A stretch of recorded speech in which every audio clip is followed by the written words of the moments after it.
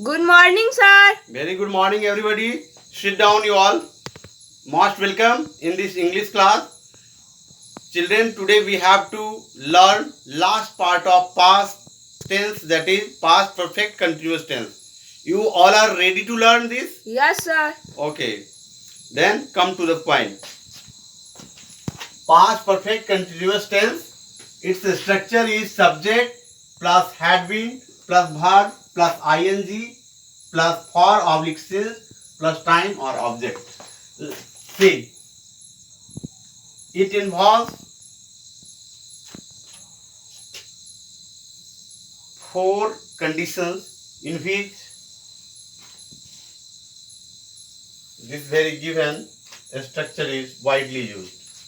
First condition is the past perfect continuous tense expresses an action that had been going on for some time in the past. In order to use this tense, we use had been with present participle, that is V1 plus ing form of the verb. Example first, children had been playing since morning.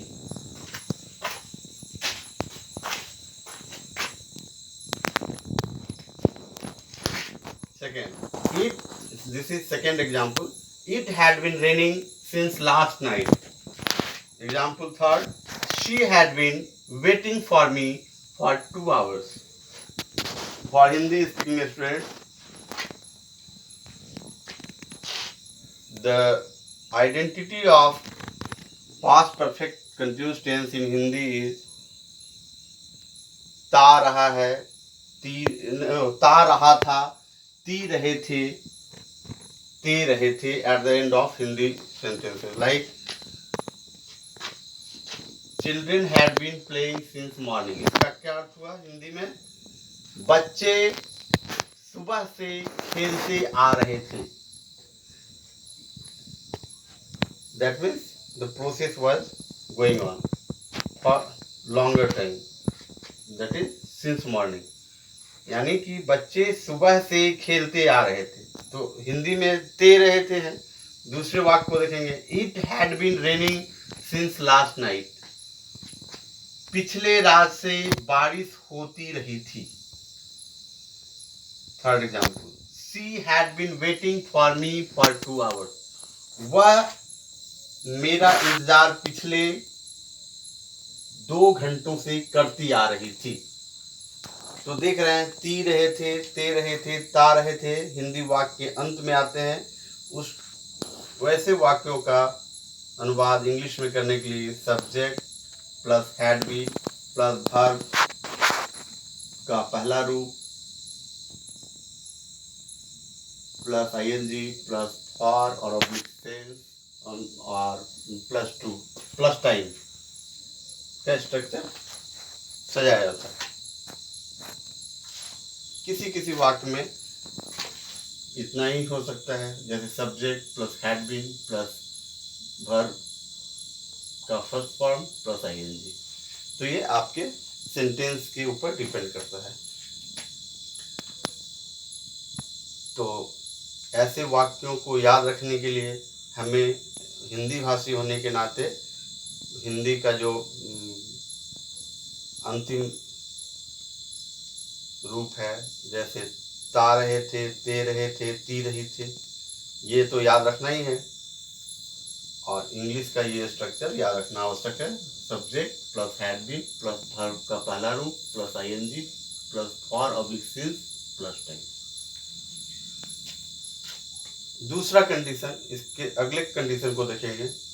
The past perfect continuous tense is also use to express an action that had been going on for some time before another action took place in the past. As for example, they had been playing chess for 2 hours when I joined them. Past perfect continuous tense का प्रयोग उस परिस्थिति में किया जाता है जब एक क्रिया को समाप्त होने के कुछ देर बाद दूसरी क्रिया शुरू होती है। इसको फिर से देखेंगे, समझेंगे। जैसे they had been playing chess for 2 hours when I joined them. वो लोग 2 घंटों से चेस खेलते आ रहे थे मेरे ज्वाइन करने से पहले, अर्थात मेरे ज्वाइन करने से पहले, यानी मेरे सम्मिलित होने से पहले वे लोग 2 घंटों से चेस खेलते आ रहे थे। इसका हिंदी अर्थ ऐसा होता है। तो मेरे ज्वाइन करने से पहले या मेरे सम्मिलित होने से पहले वो लोग 2 घंटों से चेस खेलते आ रहे थे। तो ते रहे थे आते हैं लास्ट में, इसलिए हमें इस वाक्य को पूरा करने के लिए इस स्ट्रक्चर को पूरा करना होता है। Subject plus had been plus verb का पहला रूप प्लस आईएनजी प्लस फॉर और सिंस प्लस टाइम। तो यहाँ पे आप देखेंगे ये है subject plus had been plus verb का पहला रूप प्लस आईएनजी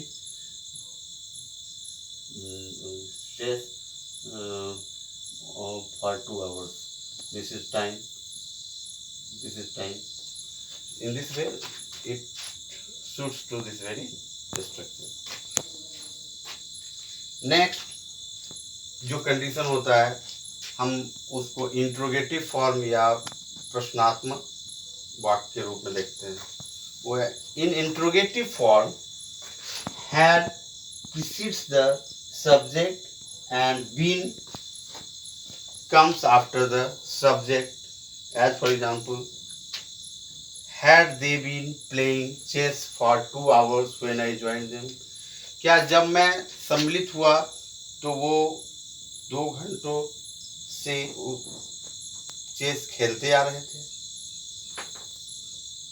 तो क्या के लिए had पहले आता है, फिर सब्जेक्ट आता है, फिर been आता है, फिर V1 प्लस ING आता है और फिर उसका फॉर या सिंस और फिर टाइम। इस तरीके से हम इसको सजाते हैं। तो इसमें मूल बातें याद रखनी है इंट्रोगेटिव में कि पहले हैड लगेगा, फिर सब्जेक्ट लगेगा और फिर बीन लगेगा। इस बात को हमें ध्यान रखना है। इसके लिए ये रूल है, in interrogative form had precedes the subject and been comes after the subject. ये परिस्थिति याद रखनी है। D.